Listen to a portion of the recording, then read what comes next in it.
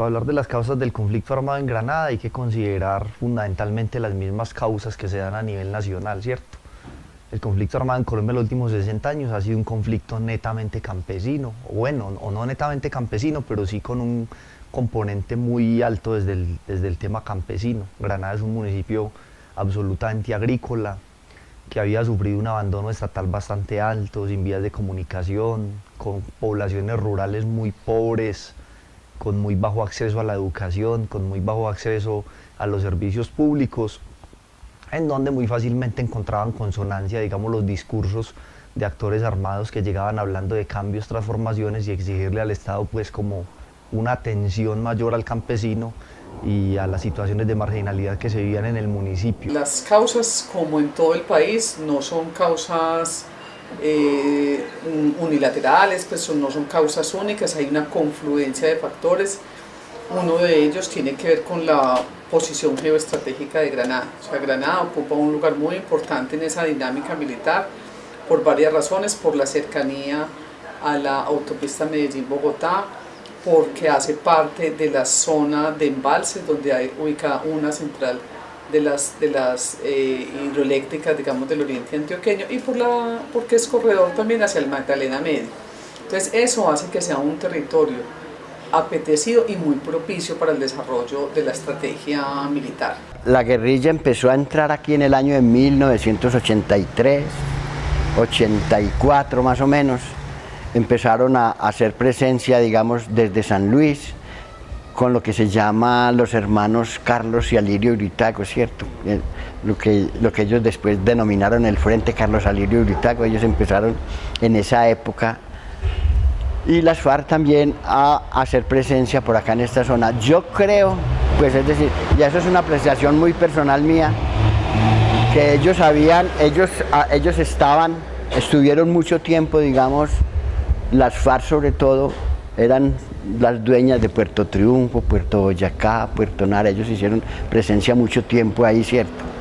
Pero a partir de 1978, 79, cuando ya empezó a aparecer el narcotráfico y todas esas cosas, los ganaderos de esa zona se organizaron en lo que es el MAS, lo que es muerte a secuestrados, bueno, todas esas cosas que hicieron los ricos, los ganaderos, con la ayuda del narcotráfico, y acabaron con la guerrilla en esa zona, los desplazaron del Magdalena Medio. Entonces, obvio, como nosotros estamos muy cerca del Magdalena Medio, se fueron desplazando hacia acá, hacia la montaña de arriba, ¿cierto?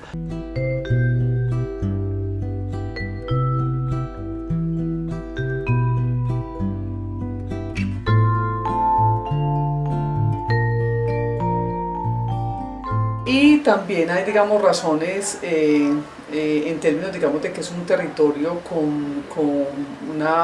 a pesar de que está ubicado en una zona de la región que es muy rica en términos de producción económica, realmente Granada es un territorio que permanece marginal a los beneficios, digamos, de ese desarrollo. Entonces Granada tiene durante muchos años, aún ahora, pues tiene unos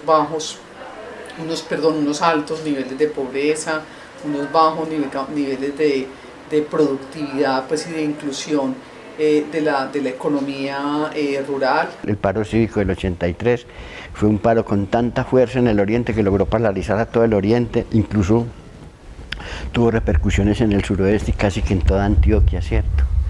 Entonces yo creo que por ahí están como los inicios y como la manera como la guerrilla pues fue haciendo presencia en la zona, ¿cierto?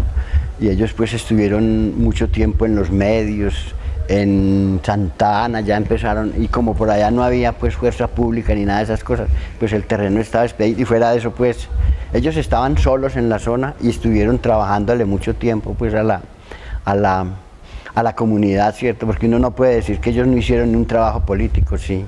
El ELN hacía mucho trabajo político y uno a veces entendía que los campesinos estaban mejor enterados políticamente que la misma gente de aquí de la zona urbana. Y la guerra se agrava y se acentúa al final entre 1995, 97, 98 y 2005, donde surge la entrada de las autodefensas con sus distintos nombres, con sus distintos bloques en la disputa territorial, y también obviamente las fuerzas del Estado, el ejército. Entonces este territorio se convierte en un centro de batalla donde todos los índices de violaciones de derechos humanos y de violación del derecho internacional humanitario se dieron con toda la intensidad.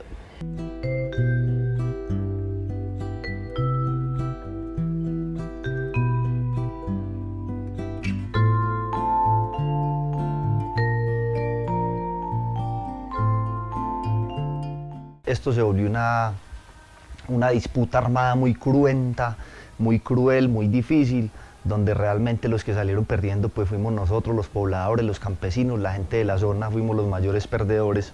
Este municipio pues prácticamente que lo despoblaron en un 70%, mucha de su infraestructura se destruyó y fue una guerra muy cruenta, fue una guerra muy violenta, donde también obviamente se manifiestan los intereses económicos sobre la zona, ¿cierto? El tema de las hidroeléctricas, el tema de la tierra y el tema, digamos, de la gente que tenía intereses económicos en la zona, que terminaron apostándole al conflicto y apostándole a la guerra como una de las posibles salidas a la situación social que se vivía en la región. Fue una guerra pues a muerte, tan a muerte fue que logró pues antes de que se empezaran los famosos diálogos de paz, ya esto estaba pacificado, ¿cierto? Ya se habían muerto muchos, se había muerto desde la comunidad por lo menos 600 o 700 personas y tenemos pues más de 200 desaparecidos.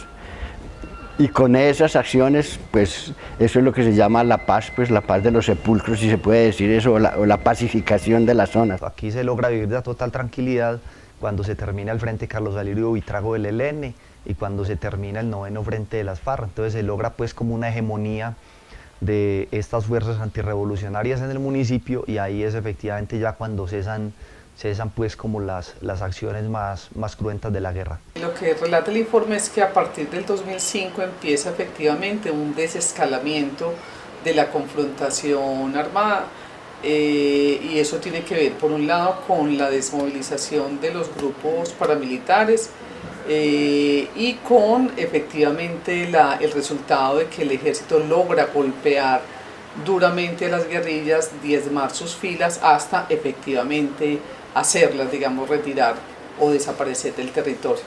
Entonces, ahí hay un periodo muy interesante porque no es que la violencia desaparezca, de hecho, hasta el 2006, 2007 sigue habiendo una acción muy violenta, sobre todo del ejército, contra la población, sigue habiendo el tema de los saqueos especialmente, de las ejecuciones extrajudiciales, pero ya no hay confrontación armada propiamente como entre los actores.